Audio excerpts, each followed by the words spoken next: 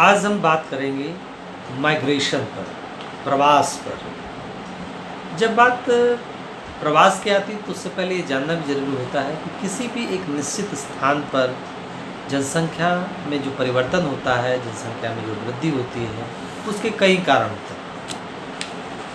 एक तो ये कारण होता है कि वहाँ पर प्रजनन ज़्यादा हो, आए दिन बच्चों का जन्म होता रहता हो, एक तो कारण ये हो सकता है। दूसरा, वहाँ मृत्यु दर कम हो, दूसरा ये कारण हो सकता है। और तीसरा है प्रवास, अर्थात वहाँ पर लोग दूसरे स्थानों से उस स्थान पर ज़्यादा आते हैं। इस तरह से हम कह सकते हैं किसी भी स्थान पर जनसंख्या में वृद्धि होना, जनसंख्या में परिवर्तन होना प्रवास पर निर्भर होता है। ये जनसंख्या में होने का जो परिवर्तन है, अगर हम वर्तमान समय में कोरोना काल में देखते हैं तो कई प्रदेशों में जो काफ़ी लोग जॉब की तलाश में, जॉब करने के लिए एक प्रदेश से दूसरे प्रदेश जाते थे, लेकिन पुनः अपने प्रदेश में ही आ गए हैं। वो अपने पूर्व गांव में आ गए हैं जहाँ के मूल निवासी थे। ऐसी स्थिति में उन प्रदेशों में एकदम से जनसंख्या में परिवर्तन दिखाई दिया। हालांकि वहाँ के मूल निवासी थे, लेकिन वो सालों साल से दूसरे प्रदेश में जॉब करने के लिए रह रहे थे। लेकिन जिन स्थानों से वो वापस आए वहाँ पर जनसंख्या में परिवर्तन हो गया। तो इस तरह से प्रवास एक बहुत महत्वपूर्ण प्रक्रिया है जो कि प्रत्येक स्थानों पर किया जाता है, और किसी न किसी रूप में लोग पढ़ने के लिए एक स्थान से दूसरे स्थान तक जाते हैं, जॉब करने के लिए वो एक स्थान से दूसरे स्थान तक जाते हैं। तो प्रवास की प्रक्रिया प्राचीन काल से लेकर वर्तमान काल तक चली आ रही है। लोग पढ़ने लिखने के लिए, जॉब करने के लिए तो आते ही हैं, साथ में किसी अन्य कारण से घूमने फिरने के लिए भी प्रवास करते हैं। एक विद्वान ने कहा है, हवेल, सभ्य पुरुष वे हैं जिनके पास अधिक मात्रा में गतिशीलता है।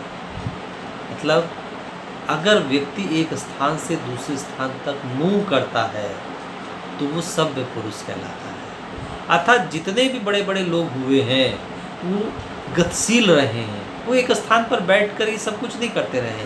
वो अपने ज्ञान में वृद्धि करने के लिए, कुछ पाने के लिए वो एक स्थान से दूसरे स्थान तक जाते रहे हैं। तो प्राचीन काल से ही ये प्रोसेस देखा जाता रहा है। जनसंख्या की गतिशीलता अगर हम देखते हैं, अन्य स्थानों से किसी स्थान पर, अन्य स्थानों से किसी स्थान पर आने की प्रक्रिया इमिग्रेशन कहलाती है, अंतर्गमन कहलाती है।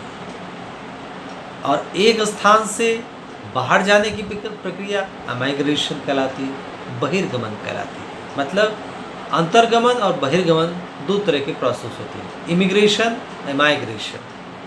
मतलब किसी एक स्थान पर अगर कोई बाहर से आ रहा है तो वो इमिग्रेशन, अंतर्गमन कहलाता है, और एक स्थान से बाहर जा रहा है तो इमाइग्रेशन, बहिर्गमन कहलाती है। ये दोनों ही प्रक्रिया प्रत्येक स्थानों पर दिखाई पड़ती है। व्यक्ति जब कोई बाहर से आता है तो विशेष रूप से उस स्थान के बारे में ये देखा जाता है कि वहाँ सुविधाएं अधिक होती हैं। वहाँ पर चाहे पढ़ाई की सुविधा हो, चाहे जॉब की सुविधा हो, या अन्य सुविधाएं हो, जिसके कारण बाहर से व्यक्ति उस स्थान पर आता है। बहिर्गमन कब होता है? जब किसी स्थान पर सुविधाएं नहीं होती, जब वहाँ पर पढ़ाई का माहौल नहीं होता है, जब वहाँ पर रोजगार की व्यवस्था नहीं होती। ऐसी स्थिति में वो लोग उस स्थान से छोड़ के अन्य स्थानों, अन्य प्रदेशों, अन्य क्षेत्रों में जाते हैं। जैसे अगर हम बात करें बिहार की, उत्तर प्रदेश की, तो यहाँ से लोग जॉब की तलाश में महाराष्ट्र, पंजाब, लुधियाना, इन स्थानों पर जाते हैं। तो वो एक तरह से यहाँ से जाना एक बहिर्गमन हुआ। अन्य स्थानों पर आए, अगर हम बात करते हैं खासकर पंजाब की, तो पंजाब के लिए एक तरह से अंतर्गमन हुआ। अन्य स्थानों से किसी स्थान पर आने के, वहाँ के लिए एक तरह से अंतर्गमन हुआ, यहाँ के लिए वो बहिर्गमन हुआ। अगर हम प्रवास की परिभाषित करने का प्रयास करते हैं तो उसमें एस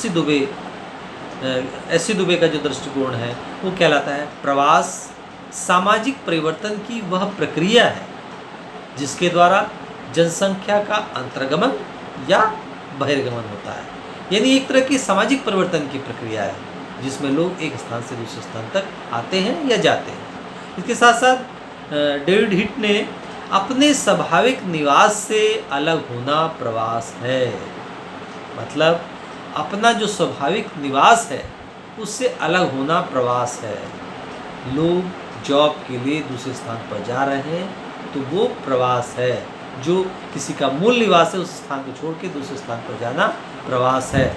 प्रवास मानव जनसंख्या में स्थानांतरण के लिए प्रयुक्त नाम है। ये बर्गल साहब ने कहा है कि प्रवास जो है ना, मानव जनसंख्या में एक स्थान से दूसरे स्थान तक स्थानांतरण के लिए प्रयुक्त किया गया एक नाम है। इस तरह से हम देखते हैं प्रवास की प्रक्रिया प्राचीन काल से वर्तमान काल तक चली आ रही है। खासकर वर्तमान समय में कोरोना काल में प्रवास के बारे में बहुत ज़्यादा जिक्र किया गया। हमारे मीडिया ने जिक्र किया कि काफ़ी लोग, काफ़ी श्रमिक जो कि दूसरे प्रदेशों में काम कर रहे थे वो एक स्थान से दूसरे स्थान तक आए। वास्तव में उनको प्रवासी कहा गया। हालांकि देखा जाए तो एक देश के अंदर आना जाना कुछ लोग के हिसाब से ये प्रवास नहीं है, लेकिन वास्तविक रूप से देखा जाए एक प्रदेश से दूसरे प्रदेश तक जाना प्रवास हो गया। भारत के लिए वो हो सकता है इनर आंतरिक रूप से वो आना जाना हो रहा है, लेकिन किसी प्रदेश के आधार पर हम देखते हैं तो वो प्रवास के रूप में दिखाई पड़ता है। प्रवास के कई तरीके हो सकते हैं, कई टाइप्स हो सकते हैं, कई प्रकार हो सकते हैं, जिसको किंग्सले डेविस ने बताया है। जैसे प्रवास व्यक्ति विजय के लिए प्रवास करता है। जब व्यक्ति चाहता है कि दूसरे स्थानों पर, दूसरे प्रदेशों पर, दूसरे राज्यों पर वो विजय के लिए प्रयास करता है, अपना विस्तार करना चाहता है राज्य का। जैसे हम बात करते हैं सिकंदर की। सिकंदर ने विजय के लिए एक स्थान से दूसरे स्थान तक गया और वहाँ पर उसने आक्रमण किया। इनका जो मूवमेंट था वो विजय के लिए प्रवास। पुराने राजा विजय के लिए प्रवास करते थे, एक स्थान से दूसरे स्थान तक जाते थे, पूरी फौज के साथ जाते थे, आक्रमण करते थे। तो विजय के लिए प्रवास प्राचीन काल से होता रहा है। हालांकि जब 24 अक्टूबर 1945 के बाद जब संयुक्त राष्ट्र संघ की स्थापना हुई, उसके बाद से ये प्रोसेस थोड़ा कम हुआ। यानी वर्तमान समय में विजय के लिए प्रवास इस रूप में नहीं होता है, लेकिन प्राचीन समय में इस तरह के लिए विजय के लिए प्रवास होता था। कहने का मतलब विजय जनरली देखी जाती थी, दूसरे स्थानों पर विजय प्राप्त करने के लिए किया जाता था। व्यवस्थापूर्वक प्रवास, कभी कभी एक स्थान पर रहने वाले व्यक्तियों को मजबूरी से उस स्थान को छोड़ने के लिए मजबूर किया जाता है, उनको निकाल दिया जाता है। ऐसी स्थिति में भी वो एक तरह का प्रवास है। जब व्यक्ति को इसके साथ साथ एक व्यक्ति के स्थान पर नहीं रह पा रहा, ऐसी स्थिति में उस व्यक्ति को उस स्थान को छोड़ के अन्य स्थानों पर चले जाना चाहिए। तो वो व्यक्ति मजबूरी में उस स्थान को छोड़ के अन्य स्थानों पर चला जाता है, तो वो भी एक तरह का प्रवास है। महात्मा गांधी ने बहुत पहले कहा था, अगर आप सामने वाले से लड़ने के लिए तैयार नहीं हो, सामने वाले के सामने टिक नहीं पा रहे हो, तो ऐसी स्थिति में आप उस स्थान को छोड़कर अन्य स्थानों पर चले जाना चाहिए, हिजरत। इसके अलावा बलपूर्वक प्रवास।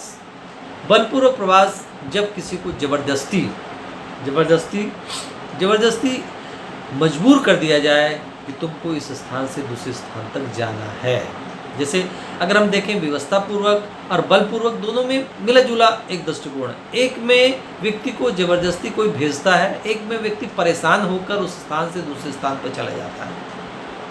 बलपूर्वक में उसको बल का प्रयोग करते हुए उस स्थान को छोड़ने के लिए मजबूर कर दिया जाता है। जैसे कि हम कह सकते हैं कि हमारे जो स्लम एरियाज़ हैं, यहाँ पर झुग्गी झोपड़ीज़ हैं, उन झुग्गी झोपड़ियों में जब कोई बहुत बड़ा बिल्डर्स उस स्थान को छोड़ने के लिए मजबूर कर देता है, बलपूर्वक उन लोगों को उस स्थान से हटा देता है, या फिर कोई बहुत बड़ा कार्य होना होता है किसी पर्टिकुलर स्थान पर, तो वहाँ पर रहने वाले लोगों को ज़बरदस्ती बलपूर्वक वहाँ से अलग जाने के लिए कहा जाता है, तो वो एक तरह का बलपूर्वक प्रवास कहलाता है। ऐसी स्थिति में वो लोग छोड़ के दूसरे स्थान पर जाते हैं। एक तरह से स्वतंत्र प्रवास, यहाँ किंग्सले डेविस एक स्वतंत्र प्रवास की बात भी करते हैं।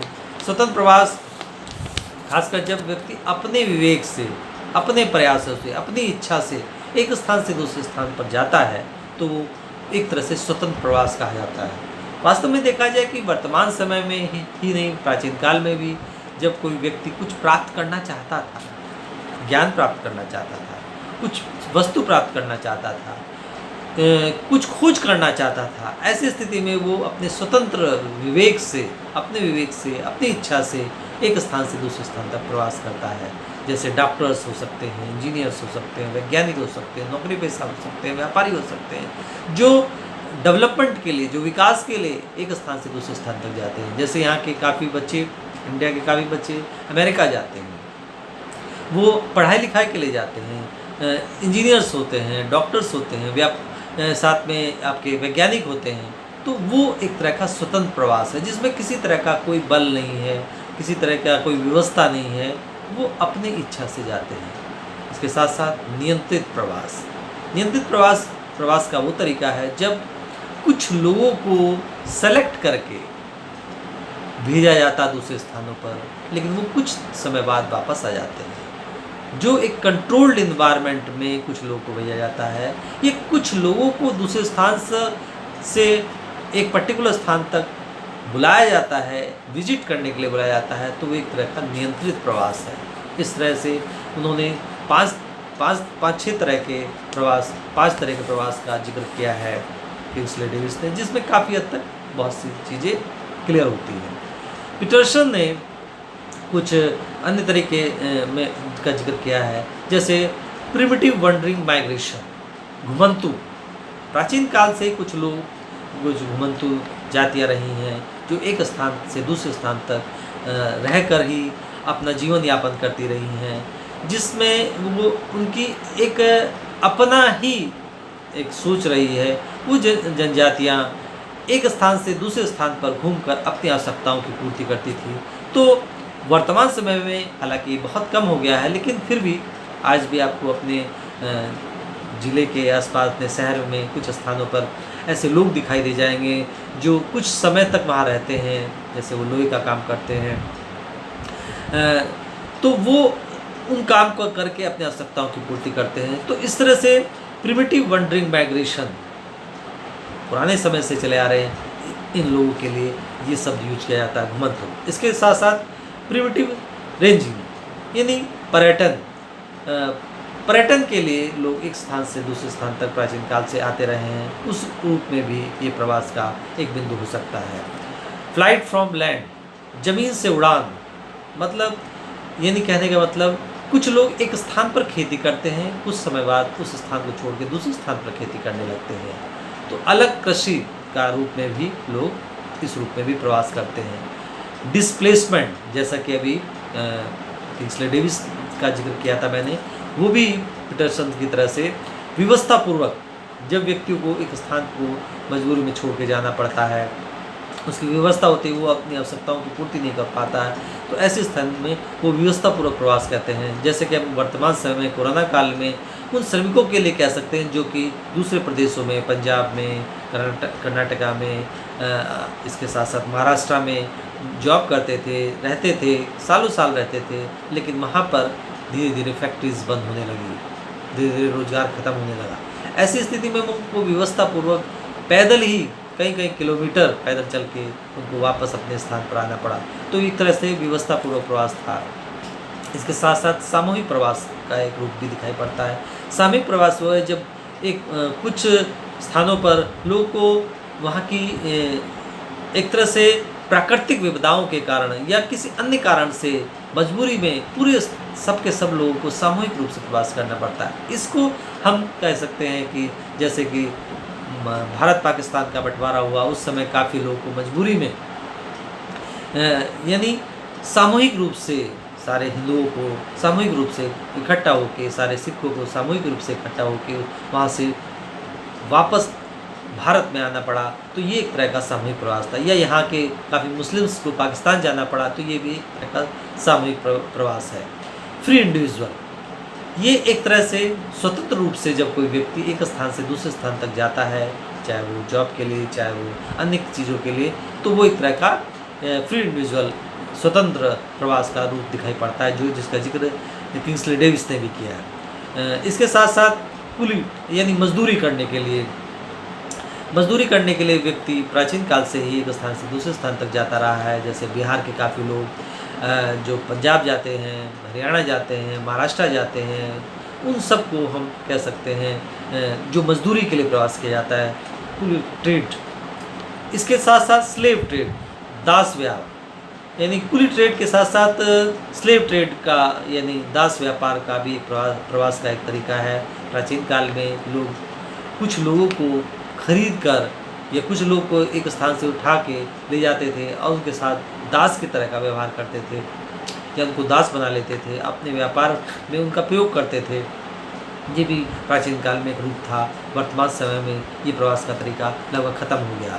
नवीन बंदोबस्त, न्यू सेटलमेंट भी प्रवास का एक तरीका है, जिसमें कि व्यक्ति एक स्थान से छोड़ के दूसरे स्थान पर नई सिस्टम के हिसाब से उनको प्रवास करना पड़ता है। जब कोई नवीन सेटलमेंट होता है, चाहे वो किसी नए एरिया का डेवलपमेंट हो, चाहे वो कि नई प्रदेश का डेवलपमेंट हो, नई देश का डेवलपमेंट हो, ऐसी स्थिति में नवीन सेटलमेंट में लोगों को एक स्थान से दूसरे स्थान पर या किसी एक स्थान को छोड़ के अन्य जगह पर उनका सेटलमेंट कर दिया जाता है। तो ऐसी स्थिति में जो प्रवास होता है वो एक तरह से न्यू सेटलमेंट के अंतर्गत आता है। इसके साथ साथ अगर हम माइग्रेशन के दूसरे स्वरूपों की बात करते हैं तो मेनली दो रूप दिखाई पड़ते हैं, इंटरनल माइग्रेशन और इंटरनेशनल माइग्रेशन। इंटरनल माइग्रेशन हम गांव से नगर की ओर कह सकते हैं, गांव से गांव की माइग्रेशन को भी कह सकते हैं।